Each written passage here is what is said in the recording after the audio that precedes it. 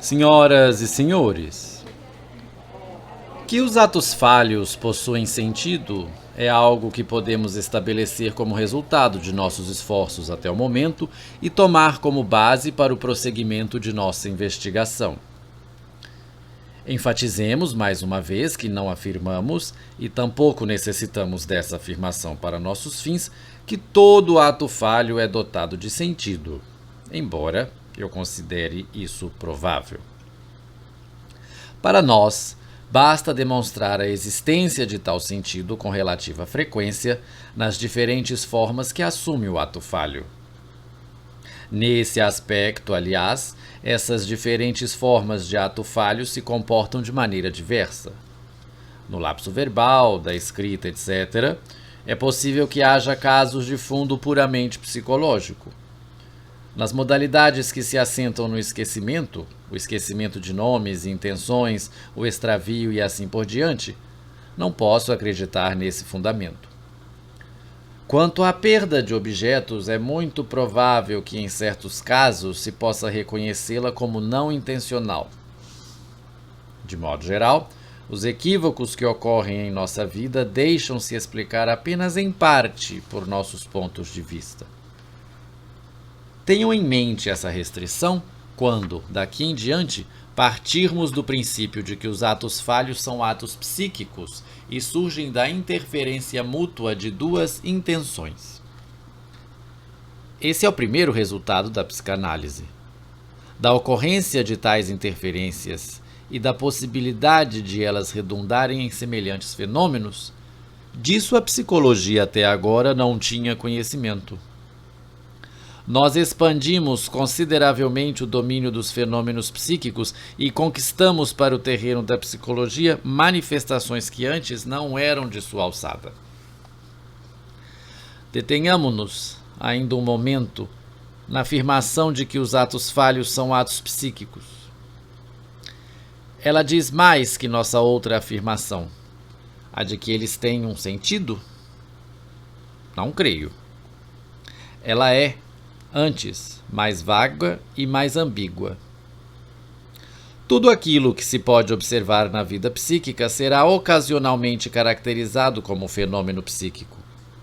Logo, a questão passará a ser se uma manifestação psíquica resulta da influência direta de fatores físicos, orgânicos, materiais, caso em que seu estudo não caberá à psicologia, ou se ela deriva primeiramente de outros processos psíquicos, por trás dos quais tem início, em alguma parte, a série de influências orgânicas.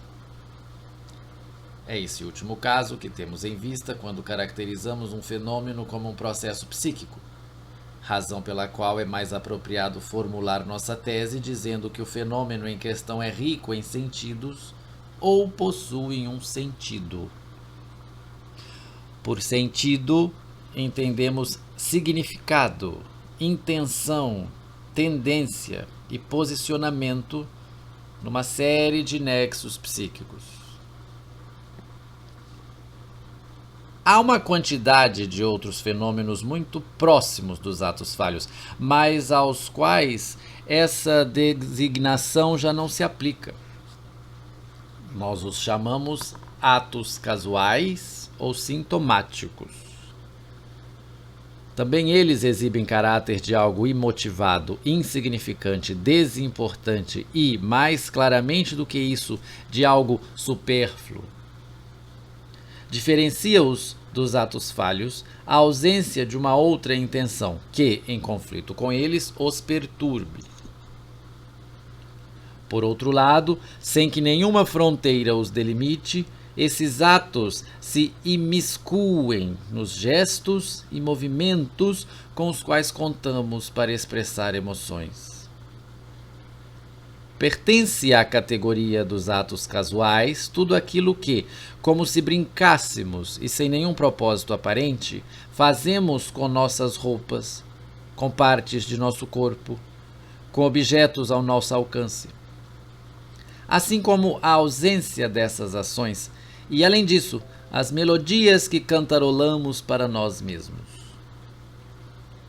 Sustento perante os senhores a afirmação de que todos esses fenômenos são dotados de sentido e podem ser interpretados da mesma maneira que os atos falhos, como pequenos indícios de outros processos psíquicos mais importantes, como atos psíquicos de plena validade.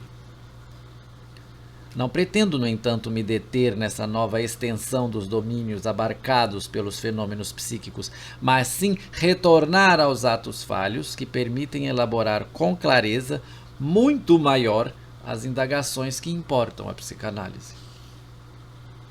Vejamos, pois, quais as perguntas mais interessantes que formulamos em relação aos atos falhos e ainda não respondemos.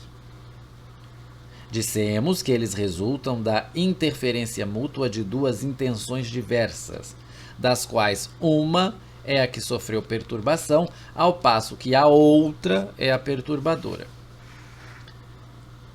As intenções que sofreram perturbação não ensejam novas perguntas, mas das intenções perturbadoras, queremos saber, em primeiro lugar, que intenções são essas, capazes de perturbar outras, e, em segundo, como elas se relacionam com as intenções por elas perturbadas. Permitam-me ainda, uma vez, tomar o lapso verbal como representante de todo o gênero e responder à segunda pergunta antes de me dedicar à primeira. No lapso verbal, a intenção perturbadora pode guardar uma relação conteudística com aquela que sofreu perturbação. Nesse caso, ela contém uma contradição, uma retificação ou um complemento a essa última. Mais interessante e obscuro, porém, é o caso em que a intenção perturbadora nada tem a ver, do ponto de vista do conteúdo, com aquela que sofreu perturbação. Comprovações da primeira relação nós podemos encontrá-las sem esforço nos exemplos que já conhecemos e em outros semelhantes a eles. Em quase todos os casos em que o lapso verbal expressa o contrário do pretendido, a intenção perturbadora revela-se o oposto daquela que sofreu perturbação, e o ato falho é a representação do conflito entre duas inclinações incompatíveis. Declaro a sessão aberta, mas preferiria já tê-la encerrado. É o sentido do lapso do presidente da Câmara dos Deputados. Um jornal político acusado de corrupção defende-se em um artigo que deveria culminar com as seguintes palavras: nossos leitores testemunharão em nosso favor que sempre defendemos da maneira menos egoísta, in eigennütziger Weise, o bem de todos. Contudo, o redator encarregado da defesa assim escreve: da maneira mais egoísta, in eigennützigster Weise. Isso significa que ele pensou consigo: preciso escrever assim, mas penso de outra maneira. Um deputado, ao exigir que a verdade seja dita sem reservas ao imperador, certamente escuta uma voz interior que, assustada com a ousadia, comete um lapso e transforma Rückhaltus em Rückgratulus, covardemente, sem espinha dorsal, no parlamento alemão em novembro de 1908. Naqueles exemplos já conhecidos dos senhores que dão a impressão de uma contração ou redução, o que temos são retificações, acréscimos ou prolongamentos, mediante os quais uma segunda tendência se impõe ao lado da primeira. Sim, coisas foram reveladas, mas melhor é dizê-lo de uma vez. Indecência, Schweinereien foram reveladas. Daí a frase, isso eu vou tirar. Naqueles exemplos já conhecidos dos senhores que dão a impressão de uma contração ou redução, o que temos são retificações, acréscimos ou prolongamentos mediante os quais uma segunda tendência se impõe ao lado da primeira. Sim, coisas foram reveladas, mas melhor é dizê-lo de uma vez.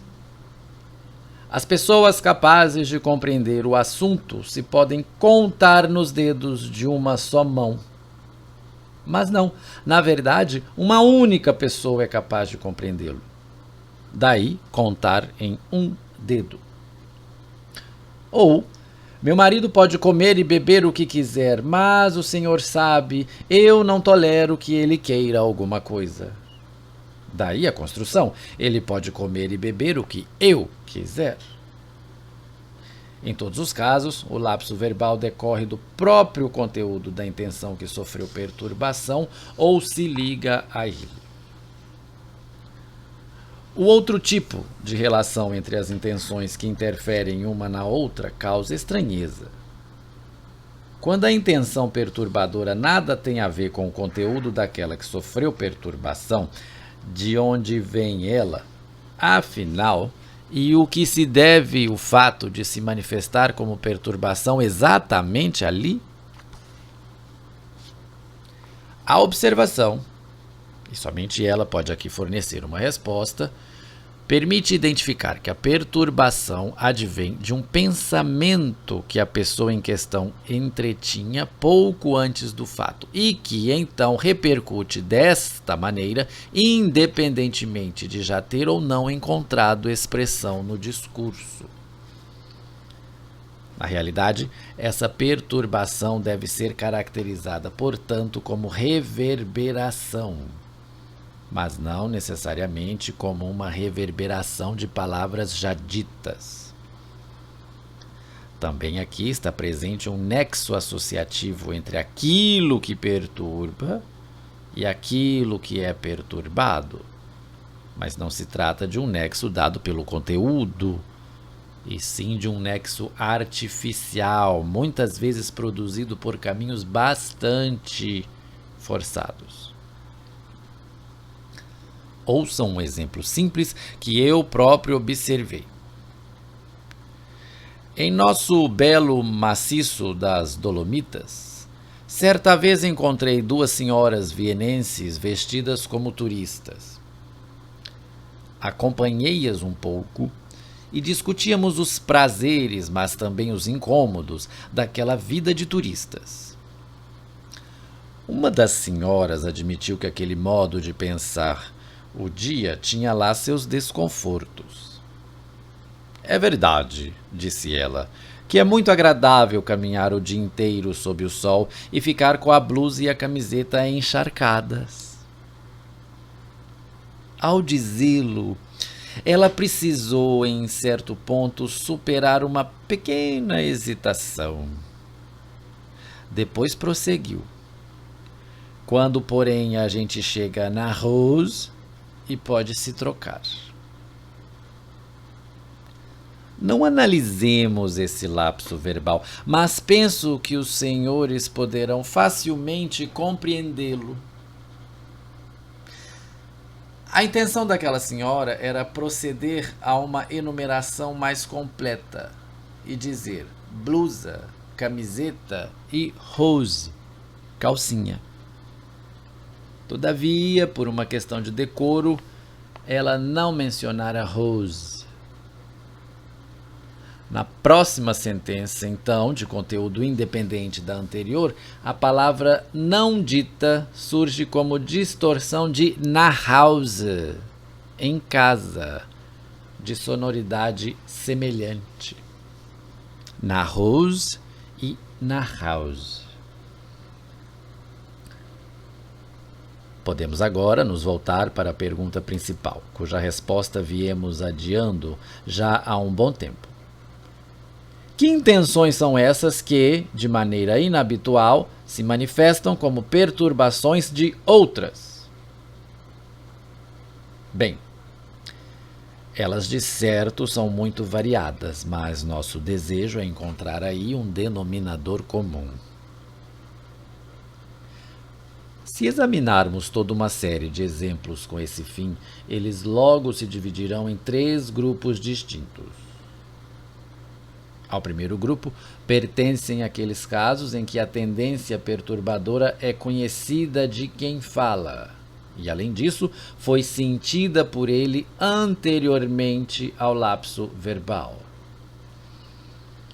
Em Worschwein, o falante não apenas reconhece que seu veredito sobre os acontecimentos em questão era o de que se tratava de Schweinereien, como também era sua intenção, da qual recuou depois, expressá-lo em palavras. O segundo grupo se constitui dos casos em que o falante reconhece igualmente como sua tendência perturbadora, mas não sabe que, pouco antes do lapso, ela se encontrava ativa nele. Aceita, portanto, nossa interpretação de seu lapso, mas em certa medida admira-se ainda dela. Exemplos desse comportamento podem ser encontrados mais facilmente, talvez, em outros atos falhos que não o lapso verbal.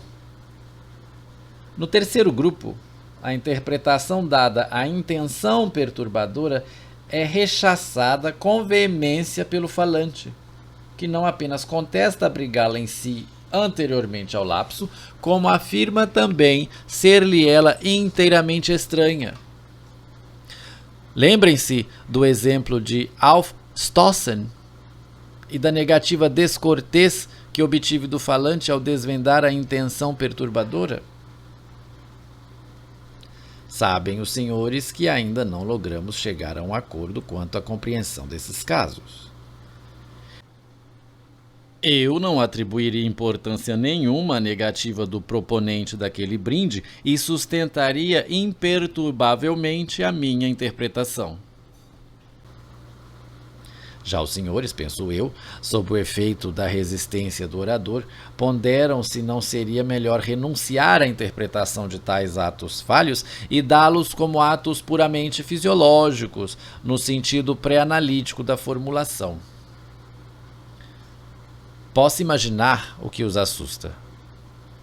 Minha interpretação encerra a hipótese de que é possível ao falante manifestar intenções que ele próprio desconhece, mas que posso depreender de indícios.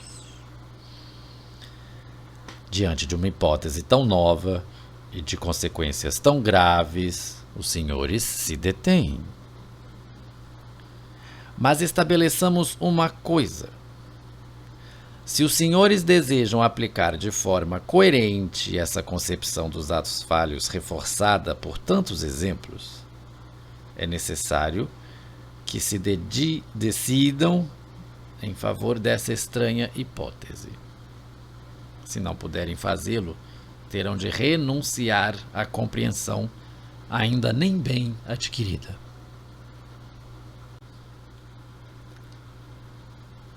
Detenhamo-nos um pouco mais naquilo que une os três grupos, naquilo que é comum aos três mecanismos dos lapsos verbais. Por sorte, esse elemento comum é inequívoco. Nos dois primeiros grupos, a tendência perturbadora é reconhecida pelo falante. No primeiro, acrescenta-se a isso o fato de essa tendência haver se anunciado pouco antes do lapso. Contudo, nos dois casos, ela foi rechaçada. O falante se decidiu a não transformá-la em palavras, e é então que ocorre o lapso verbal, ou seja, é então que a tendência rechaçada se converte contra a vontade do falante em manifestação, na medida em que modifica a expressão da intenção por ele aprovada e se mistura a ela ou toma diretamente seu lugar. Esse é, portanto, o mecanismo do lapso verbal. A partir desse meu ponto de vista, posso perfeitamente conciliar o que ocorre no terceiro grupo com o mecanismo acima descrito. Preciso apenas supor que os três grupos se distinguem pelo alcance maior ou menor com que é rechaçada a intenção.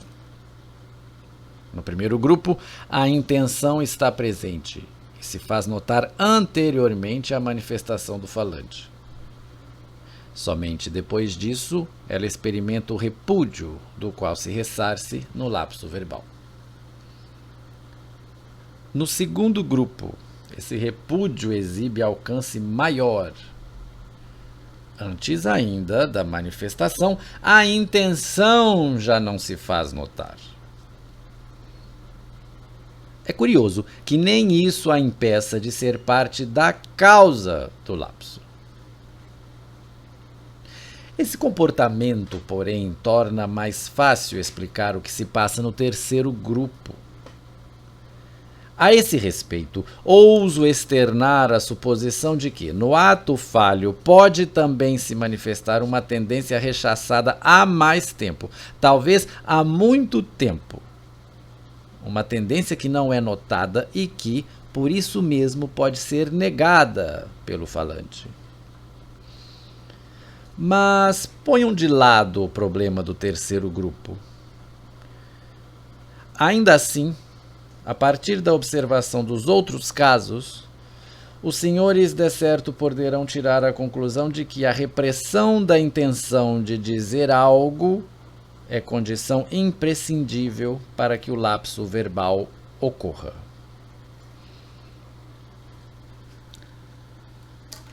Podemos agora afirmar que fizemos novos progressos na compreensão dos atos falhos.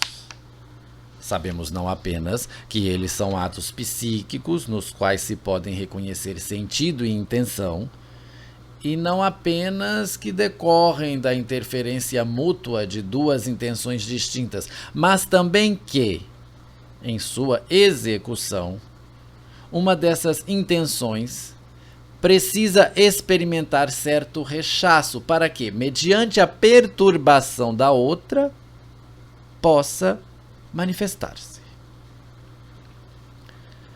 Ela mesma precisa ter sofrido perturbação antes que possa se transformar em intenção perturbadora.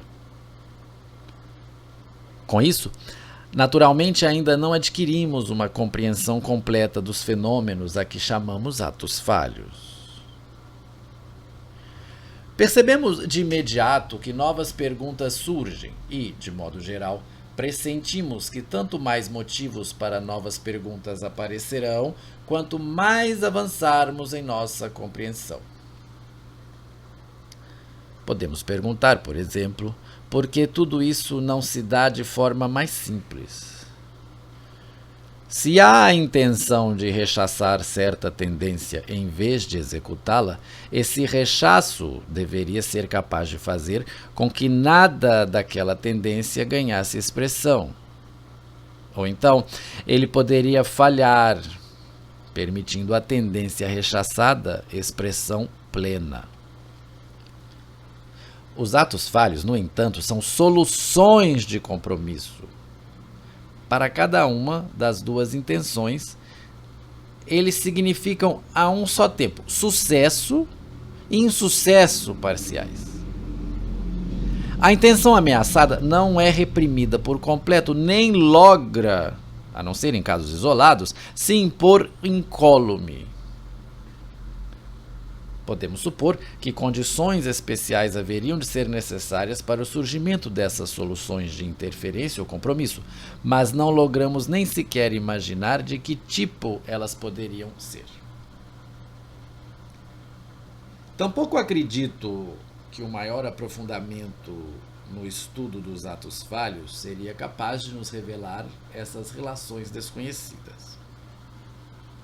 Antes disso, será preciso ainda investigar outras áreas obscuras da vida psíquica. Somente as analogias com que aí depararemos poderão nos encorajar a propor aquelas hipóteses necessárias a uma explicação mais abrangente dos atos falhos. E tem mais.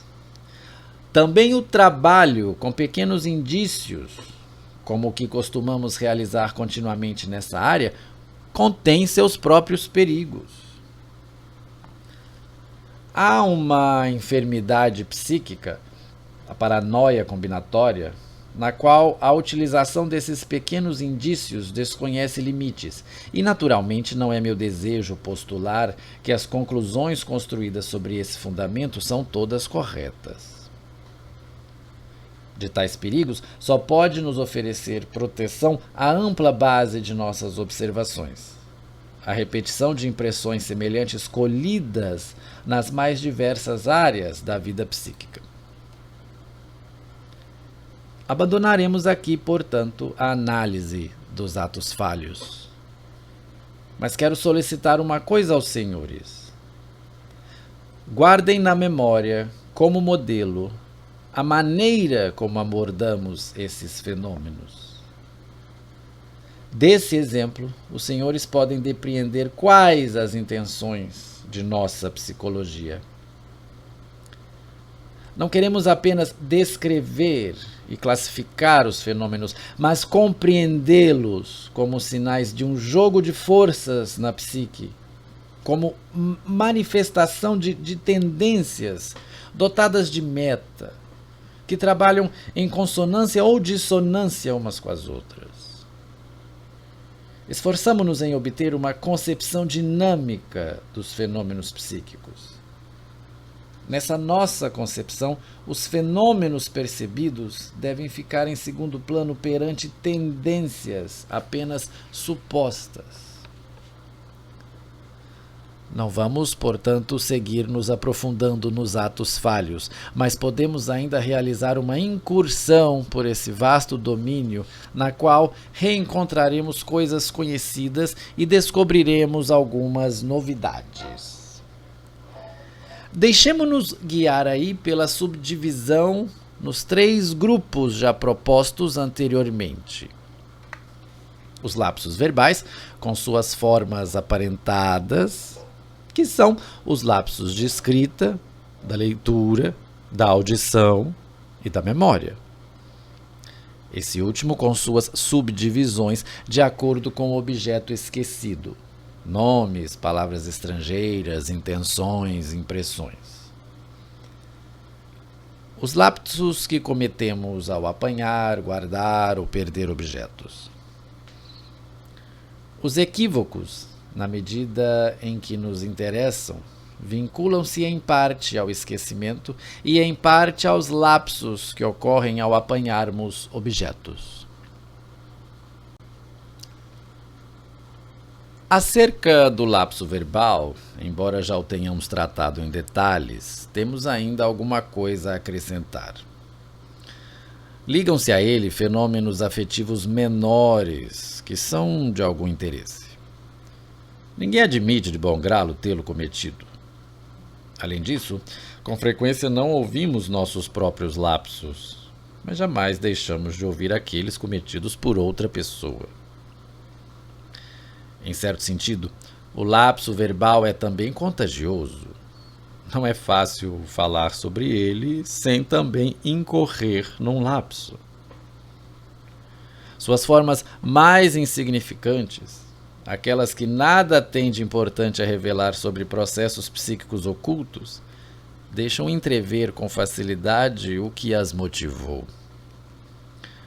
Quando, por exemplo, em decorrência de uma perturbação que aí se manifesta por um motivo qualquer, uma pessoa pronuncia como curta uma vogal longa, ela estenderá alguma vogal curta subsequente, cometendo assim novo lapso verbal para compreender o anterior. O mesmo acontece quando ela pronuncia um ditongo de forma incorreta e negligente. Isso é, um eu ou oi como ei. O que se fará a seguir será tentar reparar o erro e a transformar em eu o próximo oi ou o próximo ei. Papel decisivo parece desempenhar aí a consideração pelo interlocutor, que não deve acreditar que quem fala é desleixado no trato com a língua materna. A segunda distorção, compensadora, tem justamente por propósito chamar a atenção do interlocutor para a primeira, assegurando-lhe assim que ela também escapou àquele que fala.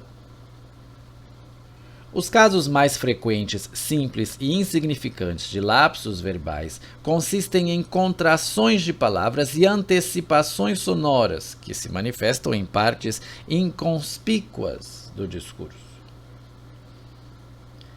Em uma oração mais longa, por exemplo, o lapso verbal pode se dar pela antecipação da última palavra que se tencionava dizer.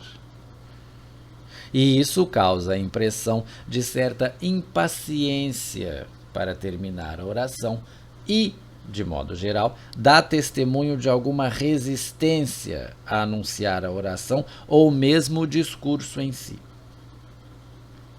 Deparamos, assim, com casos limítrofes, nos quais se confundem as diferenças entre a concepção psicanalítica do lapso verbal e o entendimento que tem dele a fisiologia comum. Nesses casos, supomos a existência de uma tendência a perturbar aquela que é a intenção do discurso. Essa tendência, no entanto, anuncia apenas sua presença e não o que ela própria pretende. A perturbação que ela suscita segue, então, certas influências sonoras e a atração exercida por associações, podendo ser compreendida como algo que desvia a atenção daquela que era a intenção original da fala. Contudo, nem essa perturbação da atenção, nem a propensão associativa, agora em ação, estão na essência do processo. Esta permanece sendo a indicação da existência de uma intenção perturbadora do propósito do discurso. Mas dessa vez, sua natureza não pode ser depreendida dos efeitos por ela produzidos. Ao contrário do que acontece em todos os casos mais pronunciados do lapso verbal. O lapso de escrita, de que passa a tratar agora, assemelha-se em tal medida ao verbal, que dele não nos cabe esperar obter novas perspectivas. Mas talvez ele tenha ainda uma pequena contribuição a dar. Os pequenos equívocos, tão comuns, que cometemos ao escrever, as contrações, as antecipações de palavras, sobretudo as últimas de uma oração, apontam também eles para uma relutância geral em escrever e para uma impaciência desejosa de terminar logo a frase. Efeitos mais pronunciados do lapso de escrita permitem identificar a natureza e a intenção da tendência perturbadora. Quando encontramos um lapso desse tipo numa carta, normalmente o que sabemos é que nem tudo estava em ordem com quem a redigiu. O que, no entanto, se passava com essa pessoa, nem sempre conseguimos estabelecer. O lapso de escrita é com frequência tão pouco percebido por quem o cometeu como verbal. O que chama a atenção é o seguinte: existem pessoas que têm por hábito reler toda a carta que escrevem antes de enviá-la. Outros não têm esse costume, mas quando excepcionalmente o fazem, sempre têm a oportunidade de encontrar e corrigir algum lapso evidente.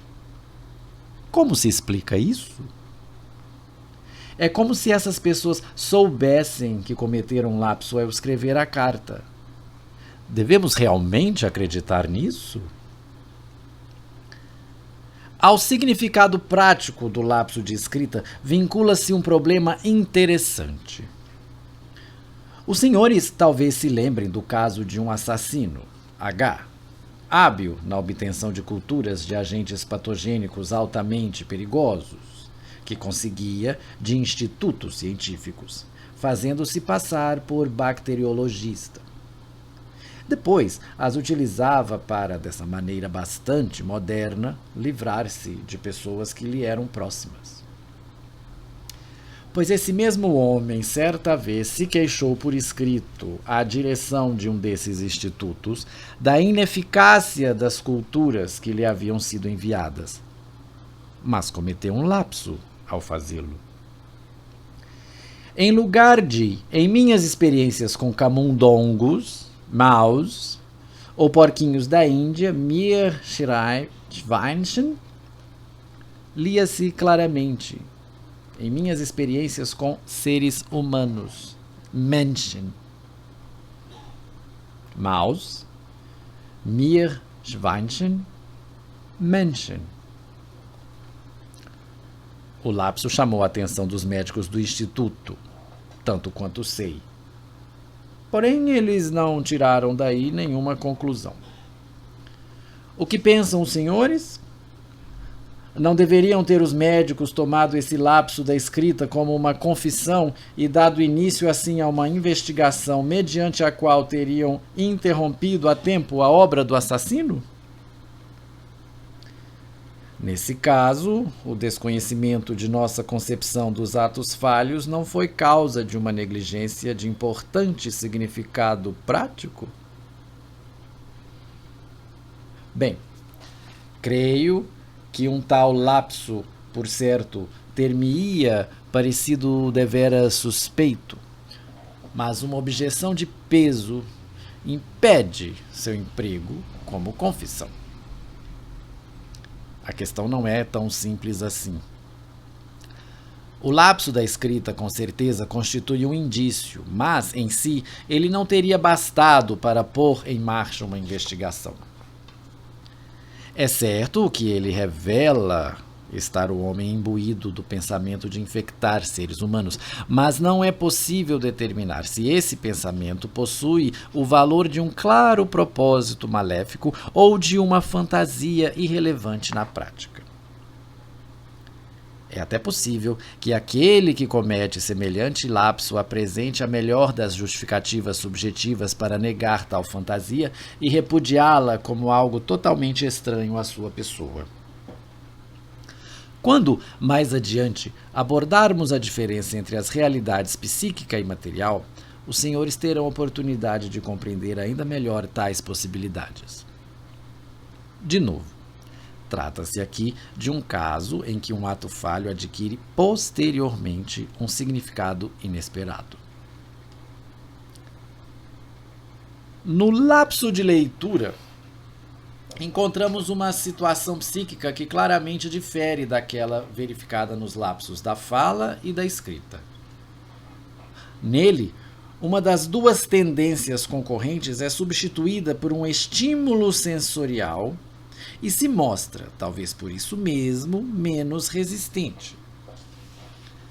Aquilo que lemos não é produto de nossa própria vida psíquica, como é o que tencionamos escrever. A maioria dos casos de lapsos de leitura consiste, portanto, em uma substituição. Substitui-se a palavra a ser lida por outra, sem que isso implique necessariamente uma relação de conteúdo entre o texto e o resultado do lapso, que em geral se assenta em alguma semelhança de palavras. O exemplo de Lichtenberg é o melhor desse grupo. Agamenon em vez de Angenomen. A fim de saber qual a tendência perturbadora, aquela que provocou o lapso de leitura, pode-se aqui pôr de lado o texto que foi lido equivocadamente e dar início à investigação analítica com o auxílio de duas perguntas. Que ideia é a mais próxima do efeito produzido pelo lapso e em que situação ele ocorreu? Por vezes, apenas o conhecimento dessa última já basta para o esclarecimento do lapso, como, por exemplo, quando alguém, premido por certas necessidades, perambula por uma cidade que lhe é desconhecida e, em uma grande placa situada à altura de um primeiro andar, lê a palavra Klosthaus, toalete. Resta-lhe ainda apenas o tempo necessário para se admirar de a placa ter sido afixada em local tão alto, antes que ele se aperceba de que, a rigor, ela diz Kosthaus, casa de espartilhos.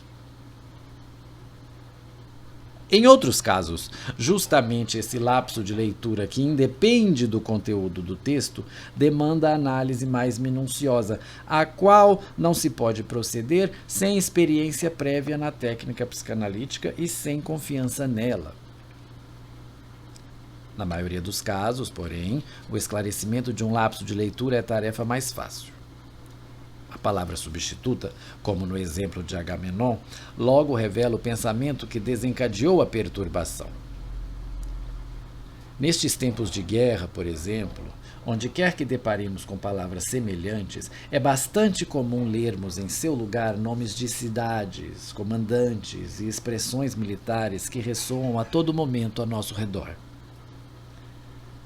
Aquilo que nos interessa e preocupa toma o lugar do que é desconhecido e ainda desinteressante. As imagens residuais dos pensamentos turvam toda nova percepção. Tampouco faltam aos casos de lapso de leitura aqueles de outro tipo, em que o próprio texto lido desperta a tendência perturbadora mediante a qual, então, ele é em geral transformado em seu oposto. Tendo lido algo indesejado, a pessoa se convence, por meio da análise, de que o responsável pela alteração do que foi lido é um desejo intenso de rejeitá-lo. Nos casos mais frequentes, mencionados primeiramente, faltam dois fatores aos quais atribuímos papel importante no mecanismo dos atos falhos: o conflito entre duas tendências e o rechaço de uma delas, que se ressarce disso mediante o efeito do ato falho. Não se trata de dizer que, no lapso de leitura, encontramos algo que contraria esses fatores, mas a premência do pensamento que conduz ao lapso é bastante mais notória que o rechaço que esse conteúdo possa ter sofrido anteriormente. Esses dois fatores, aliás, são os que se nos apresentam mais palpáveis nas diferentes situações em que ocorre o ato falho caracterizado pelo esquecimento. O esquecimento de uma intenção tem explicação evidente. Sua interpretação, já dissemos, não é contestada nem sequer pelos leigos. A tendência que perturba a realização da intenção é sempre uma intenção contrária, um não querer, acerca do qual só nos resta saber por que não se expressa de outra maneira ou de modo menos velado. A presença, contudo, dessa vontade contrária é indubitável. Por vezes, é possível adivinhar algo dos motivos que a obrigam a se ocultar. Mas, às escondidas e por intermédio do ato falho, ela sempre alcança seu propósito, ao passo que, se externasse sua franca oposição, com certeza seria rechaçada. Quando, entre intenção e execução, imiscui-se uma alteração importante da situação psíquica, em consequência da qual já não caberia a relação daquela intenção, o esquecimento desta foge ao âmbito do ato falho. Nesse caso, não nos admiramos, mas antes compreendemos que teria sido supérfluo lembrar a intenção, que foi temporária ou permanentemente apagada.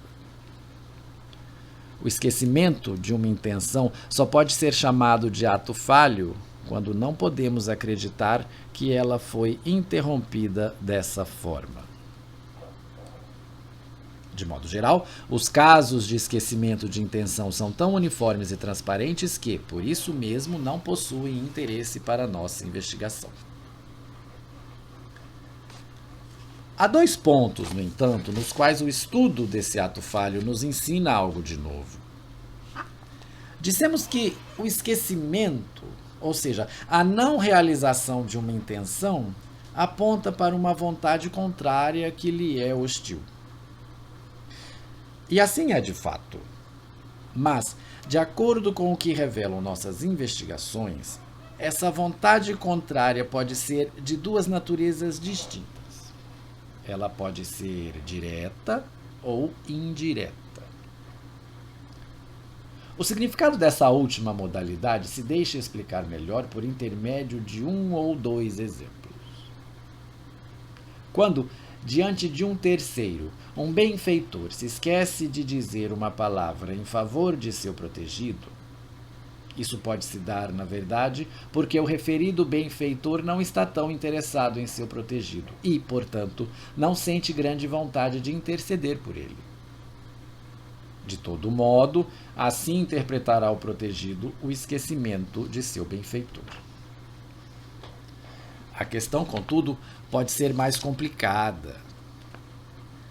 A vontade contrária à realização da intenção por parte do benfeitor pode ter outra origem e outro objeto. Não é necessário que ela esteja relacionada a seu protegido. Ela pode, antes, estar voltada contra a pessoa junto à qual ele deveria interceder. Os senhores veem, portanto, as dúvidas que, também aqui, se contrapõem à aplicação prática de nossas interpretações.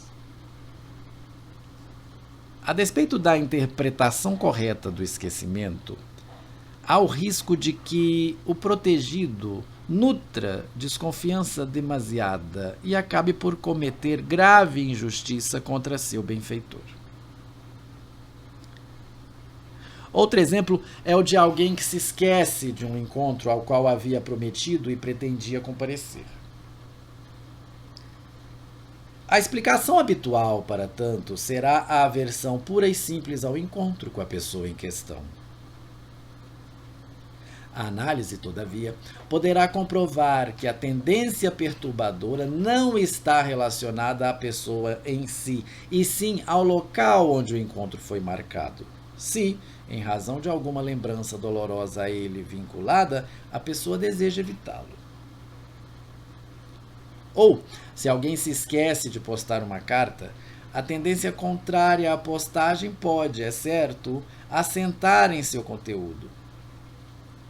Mas não se pode excluir a possibilidade de que a carta seja em si inofensiva, tendo sucumbido àquela tendência contrária apenas porque algo nela lembra outra carta, escrita no passado, a qual, por sua vez, oferece à vontade contrária um alvo direto de ataque.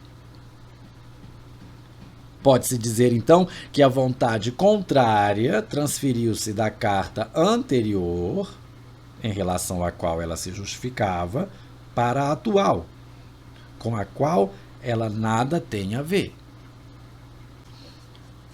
Veem, pois, os senhores que é necessário exercer moderação e cautela no emprego de nossas justificadas interpretações. Coisas que se equivalem do ponto de vista psicológico podem, na prática, possuir significados diversos. Fenômenos como esses, de certo, lhes passarão bastante em comum. Talvez os senhores tendam a supor, nessa vontade contrária indireta, um processo que já se pode caracterizar como patológico. Posso lhes garantir, no entanto, que ele também ocorre no âmbito da norma e da saúde. De resto, não me entendam mal. De maneira nenhuma desejo eu próprio admitir a não confiabilidade de nossas interpretações analíticas. A referida pluralidade de significados presentes no esquecimento de uma intenção persiste apenas enquanto não procedemos a uma análise do caso e o interpretamos apenas com base em nossos pressupostos gerais. Uma vez empreendida a análise da pessoa em questão, sempre descobrimos com suficiente certeza se o esquecimento se deu por vontade contrária direta ou se decorreu de algum outro motivo. Trato agora do segundo ponto que tem algo a nos ensinar. Quando, em uma grande quantidade de casos, encontramos confirmação de que o esquecimento de uma intenção remonta a uma vontade contrária, criamos coragem para estender essa explicação a uma série de outros casos médicos que a pessoa analisada não confirma, e sim nega a vontade contrária por nós desvendada. Tomem como exemplo disso aqueles casos frequentes em que uma pessoa se esquece de devolver livros emprestados ou de pagar contas ou dívidas contraídas. Chegamos mesmo a acusá-la de pretender ficar com os livros ou de não querer pagar a dívida, ao passo que ela, embora negue essa intenção, não logra encontrar outra explicação para seu comportamento. Prosseguimos, então, dizendo que ela possui sim a intenção, apenas não sabe disso, e que nos basta o fato de a intenção se haver denunciado por meio do esquecimento.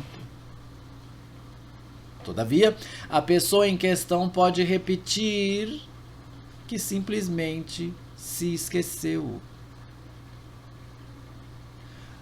Os senhores percebem aí uma situação idêntica àquela em que já vimos antes? Se desejamos levar adiante de forma coerente nossas interpretações dos atos falhos, que demonstramos ser tão múltiplas e justificadas, é inevitável que avancemos rumo à suposição de que o ser humano abriga tendências capazes de entrar em ação sem que ele saiba da existência deles. Ao admiti-lo, contudo, estaremos em contradição com todas as concepções predominantes, tanto na vida como na psicologia.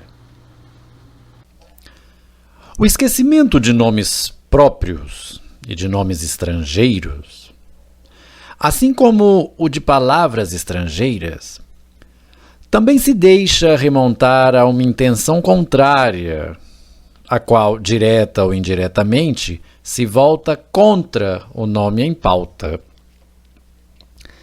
Já apresentei aos senhores vários exemplos de tal rejeição direta. A causação indireta, no entanto, é bastante comum nesse caso, e sua constatação demanda, em geral, análise cuidadosa. Assim, por exemplo, nestes tempos de guerra que nos obrigaram a abrir mão de tantas de nossas simpatias de antes, também a capacidade de lembrar nomes próprios foi bastante prejudicada em consequência das mais singulares associações.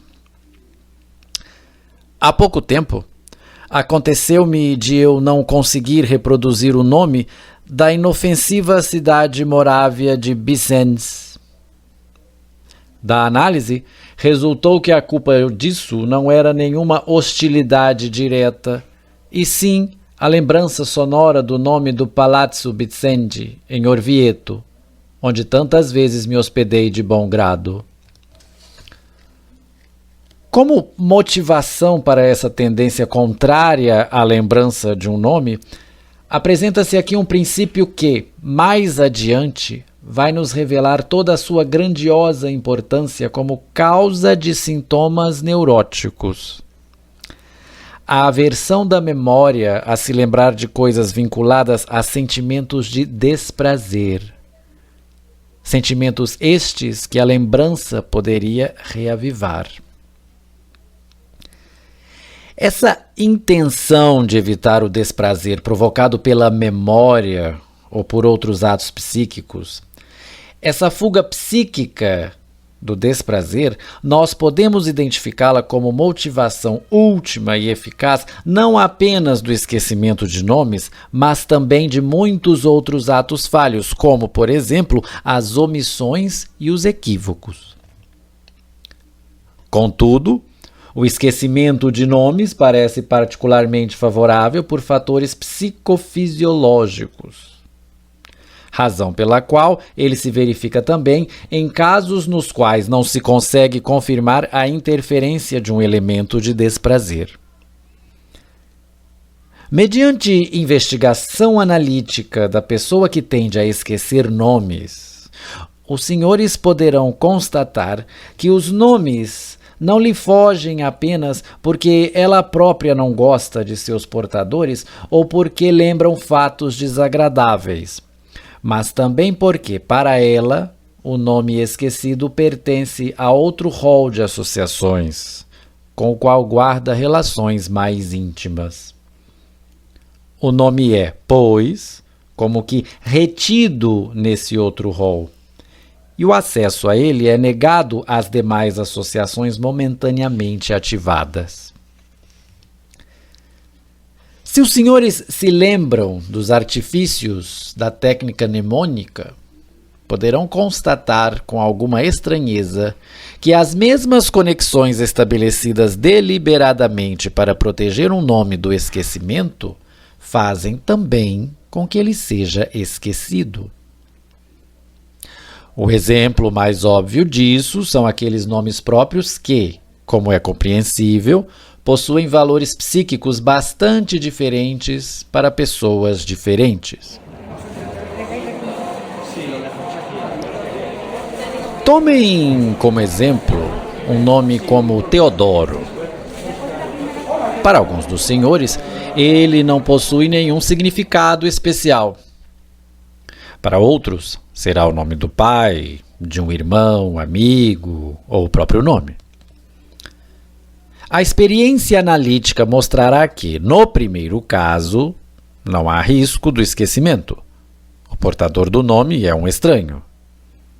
No segundo caso, as pessoas tenderão sempre a negar a um estranho o nome que parece reservado a alguém de sua íntima relação.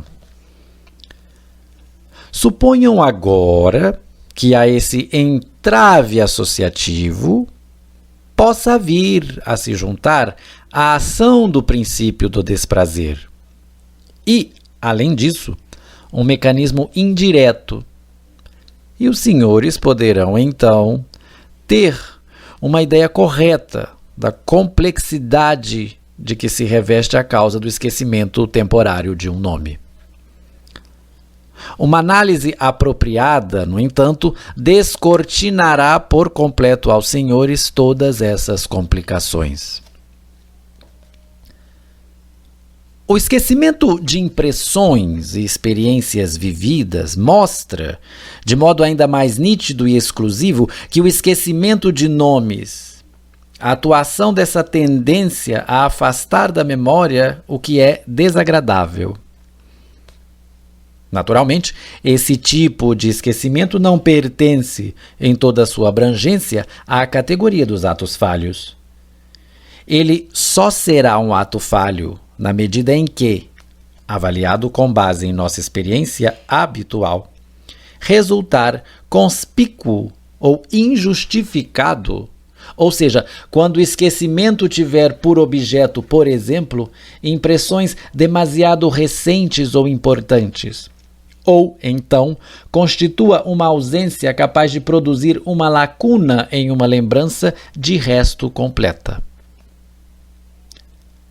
Como e porque somos, de modo geral, capazes de nos esquecer, inclusive de experiências que, por certo, nos deixaram impressão profunda, como aquelas da primeira infância?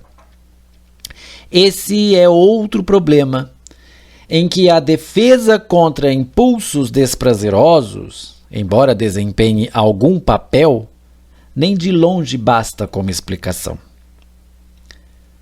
Que impressões desagradáveis tendem a ser esquecidas é fato que não se pode negar.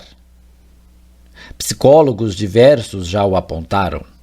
E o grande Darwin ficou tão impressionado com isso que adotou como regra de ouro registrar com especial cuidado observações que pareciam desfavoráveis à sua teoria, porque estava convencido de que justamente essas não queriam se fixar em sua memória. Quem ouve falar pela primeira vez nesse princípio de defesa contra o desprazer por meio do esquecimento, inclina-se a objetar que, em sua experiência, precisamente o penoso é difícil de esquecer, na medida em que, contra a vontade da pessoa, ele sempre volta para atormentá-la. Como acontece, por exemplo, com a lembrança de insultos e humilhações. Também esse fato é correto, mas a objeção não se aplica.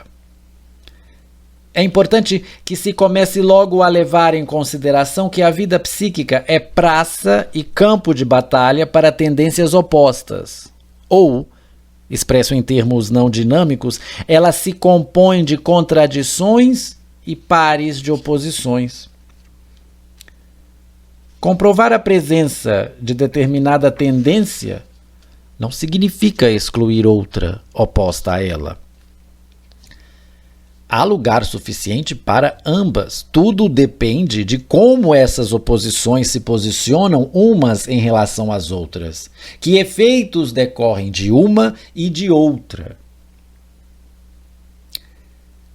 A perda e o extravio de objetos são fenômenos de particular interesse em relação de sua multiplicidade de significados. Isso é, da grande variedade de tendências a que esses atos falhos podem estar a serviço. Comum a todos os casos é o desejo de perder o objeto. Diversos, porém, são a razão e o propósito. Perdemos uma coisa quando ela se danificou, quando temos a intenção de substituí-la por outra melhor, quando deixamos de gostar dela, quando proveio de alguém com quem nossas relações se deterioraram ou quando foi adquirida em circunstâncias que não desejamos mais recordar. Esquecer alguma coisa em algum lugar, danificá-la ou quebrá-la, podem também servir a este mesmo propósito. Na esfera da vida social, a experiência mostraria que filhos indesejados ou ilegítimos são muito mais frágeis do que aqueles concebidos legitimamente. Esse resultado não é produzido pela técnica grosseira das chamadas fazedoras de anjos. Alguma negligência no cuidado com a criança é mais do que o suficiente para alcançá-lo. Com a preservação das coisas pode suceder o mesmo que ocorre no cuidado com as crianças. A perda de objetos pode ocorrer também sem que o valor do objeto em si tenha diminuído em nada. Isso é o que acontece quando se tem a intenção de sacrificar uma coisa ao destino com o propósito de evitar uma perda que se teme. A análise nos diz que semelhantes esconjurações do destino ainda são bastante comuns entre nós. Por isso, nossa perda é, com frequência, sacrifício voluntário. Da mesma forma, essa perda pode também servir a um propósito desafiador ou autopunitivo. Em resumo, é impossível abarcar as motivações mais remotas que atuam na nossa tendência a nos livrarmos de um objeto por intermédio da perda.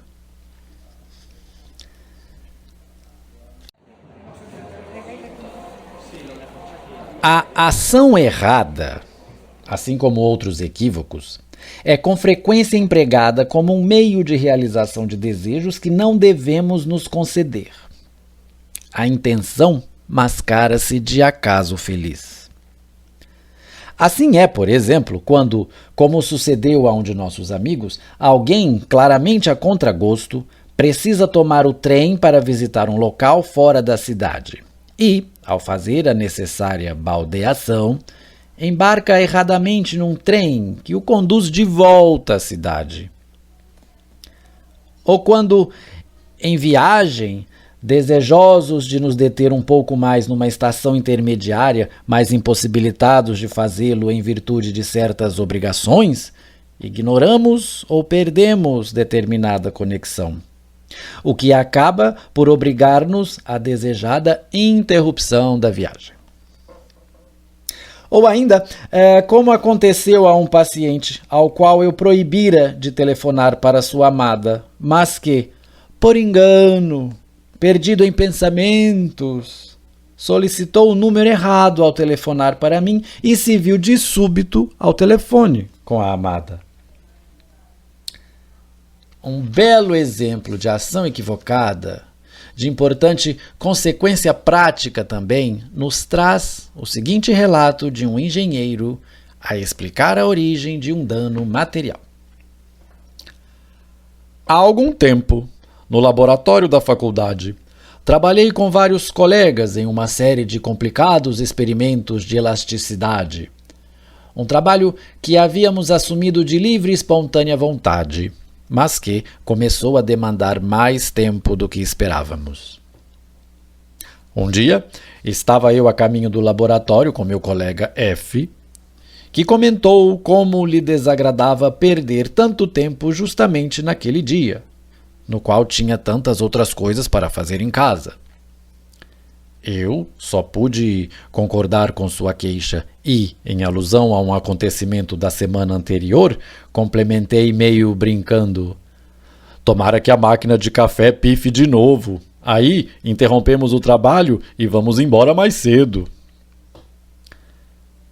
De acordo com nossa divisão do trabalho, o colega F ficou encarregado de comandar a válvula de escape da prensa, ou seja, de, mediante a abertura cuidadosa da válvula, fazer escoar lentamente o fluido hidráulico desde o acumulador até o cilindro da prensa hidráulica. Ao condutor do experimento, postado junto no manômetro, cabia avisar quando a pressão correta fosse atingida, ocasião em que, alto e bom som, ele diria: pare! Dado esse comando, porém, F pôs-se a girar a válvula com toda a força para a esquerda. Todas as válvulas, sem exceção, fecham para a direita. Com isso, a pressão total do acumulador passou de repente a agir sobre a prensa, algo que os canos não estavam preparados para suportar, de modo que uma junção estourou de imediato. Um defeito da máquina absolutamente inofensivo, mas que nos obrigou a dar o trabalho por encerrado e ir para casa. Característico desse episódio é, no entanto, que um tempo depois, quando conversávamos sobre o ocorrido, meu amigo F não se lembrava de jeito nenhum do comentário que eu havia feito, do qual eu me lembrava com absoluta segurança. Pode-se depreender desse relato que nem sempre é o inofensivo acaso que torna as mãos dos serviçais inimigos tão perigosos dos pertences que seus patrões mantêm em casa.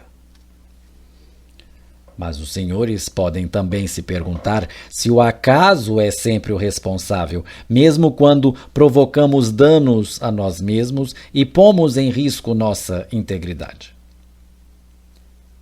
São sugestões cujo valor, oportunamente, os senhores talvez possam avaliar à luz da análise de suas próprias observações. Caros ouvintes, isso está longe de ser tudo o que haveria a dizer sobre atos falhos. Ainda há muito a pesquisar e discutir, mas me dou por satisfeito se, com as considerações a esse respeito expostas até o momento, provoquei algum abalo nas concepções que os senhores abrigam e suscitei certa disposição para aceitar novas. De resto, resigno-me a deixá-los diante de um assunto não esclarecido. A partir do estudo dos atos falhos, não podemos provar todas as nossas teses, e tampouco dependemos única e exclusivamente desse material. Para nosso propósito, o grande valor dos atos falhos reside no fato de serem eles fenômenos bastante frequentes, facilmente observáveis em nós mesmos e cuja ocorrência não pressupõe de modo algum que estejamos doentes. Quero apenas abordar ainda uma das perguntas dos senhores que permaneceu sem resposta. Se, como vimos em tantos exemplos, as pessoas chegam tão próximas da compreensão dos atos falhos, se, com frequência se comportam como se pudessem desvendar seu sentido, Como é possível que, de modo geral, elas os caracterizem como casuais, desprovidos de sentido e importância e, ademais, resistam com tanta veemência ao esclarecimento psicanalítico desses mesmos fenômenos? Os senhores têm razão. Isso de fato salta aos olhos e demanda explicação. Contudo, em vez de lhes dar essa explicação, vou conduzi-los, pouco a pouco, às relações a partir das quais ela haverá de se impor aos senhores sem o meu auxílio.